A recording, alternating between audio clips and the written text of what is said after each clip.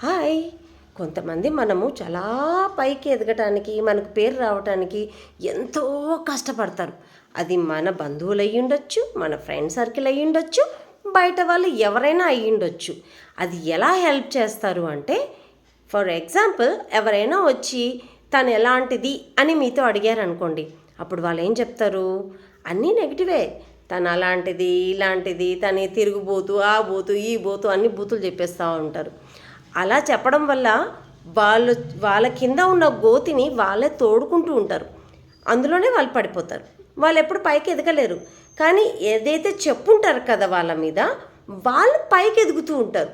ఇప్పుడు అడిగిన వాళ్ళు ఏం చేస్తారు?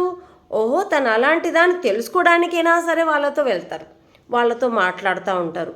అండ్ ఎక్కడైనా పబ్లిక్లో 100 మంది దగ్గర తను అలాగే చెప్పింది అనుకోండి, ఎవరు వాళ్ళు అని ఒక పిక్చర్ రిలీజ్ అయినట్టు అవుతుంది అనమాట.